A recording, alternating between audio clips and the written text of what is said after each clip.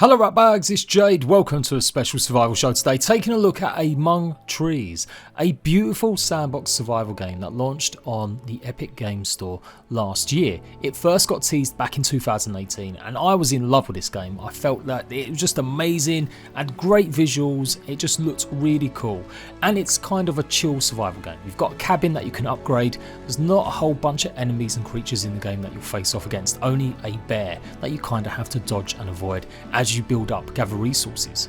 So it saddens me today to make almost a hate bait video, but pretty much a big warning to people as it's about to release on Steam that the game might not be worth it.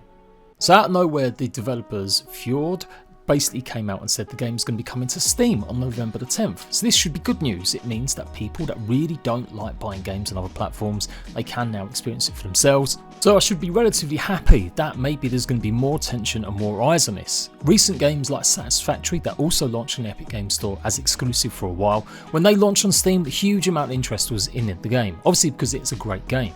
Now Among Trees has not had as many updates as you would have hoped in early access. It may be a great looking game, but it is really light on content added in the last year and a half ever since it came out in June in 2020. Not sure about the price yet on Steam, but at the moment on Epic Games Store it's $11.99. So really, should anyone cry that a game developer decides they maybe want to move on and maybe not carry on updating a game, or haven't maybe put as much content into it, considering the price of the game and what the game really is? Not every game has to be Ark or Conan, and I've been shouting that out loud and clear as I usually defend other developers like VALHEIM recently and Iron Gate, where people want that game to be something that it's never meant to be. But this isn't the same case because the devs have just been pretty poor at communicating and they've just gone about things in the wrong way. Whereas the Valheim devs have been pretty open and communicative, and they've been there all throughout every single week, giving updates or at least letting us know they're around working on stuff. But effectively, once they release it on Steam, they're going to release it and that's it. There won't be any updates for the game, it won't be an early access title, it will just be a fully complete game. Got no problem with that. It doesn't necessarily have to have all the things that I would hope have gone into it. But the very fact is they've not been updating the game that much over that year and a half, and have certainly lied and misled people in expecting an update to arrive. They're not even going to have a content drop with this final release. There's not going to be any substantial new content added for the Steam release. So whatever there is available right now on the Epic Games Store, that is pretty much it. There's not going to be a whole host more added. The post goes on to say that they've been developing this game for nearly 5 years now and have taken it to a great place. They plan to fix bugs until the end of the year, but don't expect any major new features or content. It's a game we could keep working on forever, but we'll be moving on to new exciting projects for now. And it's such a shame. The game visually is stunning, and while it may still be doing similar things we've seen in loads of other survival games, I don't think too many have been this kind of chill. It's a relaxing survival game. You do have moments where you'll encounter the bear and the bear can kill you, but it's not the worst thing in the world. It's a very, very relaxed, chill game about exploring, foraging, getting the resources to upgrade your cabin. So yeah, it doesn't have to be this long big opus, it doesn't have to be something that's had an update every single month. But when you start looking at the updates that they've supplied, you really start to see how bare bones they've really added a lot of content over the last year and a half. I'm all for supporting game devs, I try and support indies even more so. I can be pretty critical of the big guys like Funcom and Conan, or Wildcard and Ark, Rust, DayZ. I've all taken shots at them when I've seen them do some dodgy shit. But indie games, unless they're actually just bad games, I generally try and get behind them and I'll cut them quite a bit of slack. But in this instance, I don't know, maybe I'm wrong, maybe you guys are gonna let me see something that I'm not. Is it okay for a game just to be done and to take this long? I'm probably going to agree and say yeah, it is, but it's just the way they've communicated stuff. This was their first update in September, so 3 months after their launch, and it added fishing, brand new storage UI, a new tent that you could place, and some new extensions. You also were able to finally swim. It was then 7 months to the next update. Now they had hotfixes in between this, but they were still pretty infrequent. But 7 months with not much communication going on about what was coming. They added a campfire item, cooking kits, decoration system with sculptures that you could add, and they did increase the map to twice the size. So with a small dev team, being able to add that kind of content and increasing that map size, I think that's fair. I don't expect updates every single month, and I understand that small teams will take a bit longer. But the rest of the updates that would come after this, I wouldn't say they were setting the world alight. Then again, another 7 months and they added a fox pet, a distillery so you could brew your own concoctions and potions, some more new forageable items, and more statues. And then 8 months later, they added their next update, progression system, pretty much giving you details of what you'd unlocked and what you'd upgraded in your little guidebook, some more items to go and loot and forage, and a new area, a fallen tower and new meadows. They also added the ability to have some multiple game saves. All good stuff, all fleshing out the game, but it's not exactly huge systems like a combat system or new enemies and pathing. Now that update was in May this year.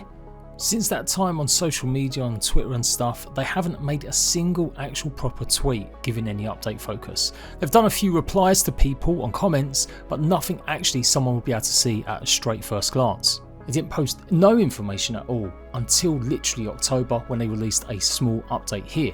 They didn't even tell people about this update on Twitter. And in this one they added hydration so that you'd actually need water to survive, instant crafting item, and custom keybinds. Some changes with the bear and how it attacks, but overall I would say this wasn't a update but more of a bug fix, or certainly quality of life at best. And that is it. 5 updates in the space of a year and a half, with these updates adding the most minimal of features to a game. Stuff that most people would expect to be there at the start. As I said, it might be okay for a Steam release now. If this ends up being priced right and it's going to be a decent price, maybe 12 quid, maybe even £15, $20, I could see some people maybe enjoying it for sure. I've definitely just got more of a problem with the way the developers gone about stuff. It looks like they're literally dumping the game on Steam, and they have misled people. When you go into their Twitter replies, pretty much the only way they've been communicating other than the forums, they've been pretty clear in saying that they are working hard on updates. Back in August, they're still working on the game, 100% dedicated to it. They said they were going to be working on the next update, the whole team was working really hard. They even acknowledged before then in July that it had been maybe a bit too silent on socials and said that the team decided to dedicate most of its resources on the development itself. Now remember, that last update came in May and the next one would come in October. So you're telling me between May and October you couldn't necessarily go on Twitter and actually post something, some details about what would be happening or coming in the future? It's a really poor example of how to develop your game. We're not in the cowboy days of launching an early access title anymore. There's so much other games you can take note from and get experience from. Even if you're a solo dev, I don't care. You still got to find time to keep people informed, especially when your game is actually out. The idea that you can go 6 or 7 months with barely any content coming out and then still not be very active on socials or letting people know what's happening is really a poor way. Back in June they said the game would be available on PC on other platforms in 3 months, and have even spoke about releasing it on consoles as well. But yeah, I definitely feel like there is a big lie here. Things do go wrong. I am totally going to be understanding if money just simply run out. But they did get a chunk of money from going exclusive on the Epic Games Store. You would have assumed they would have made some money also selling the actual game. And if that's not the case, it really is down to the money drying up. Then just be honest and tell people it wasn't as success as they hoped it would be. And I don't think they've helped themselves with the content flow. Not being active on socials means people aren't really knowing about your game. So in a way, if it's because money's dried up, they've only really got themselves to blame.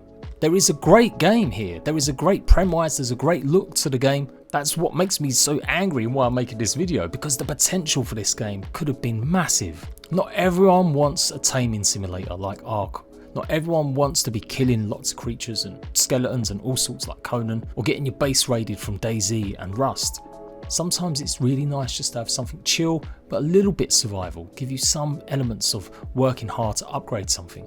At no point have they given any indication that they would end development like this. There was no big roadmap though showing any of the kind of content, and it's just been really rubbish. So that's pretty much it. Just a bit of a warning, if you're thinking of buying this game on Steam, if it does eventually appear on consoles, really take a look at what it's got inside it, go and watch some Let's Play videos from the updates that have been added, and really take a look at these patch notes and see if that's enough content for you to sink some money in.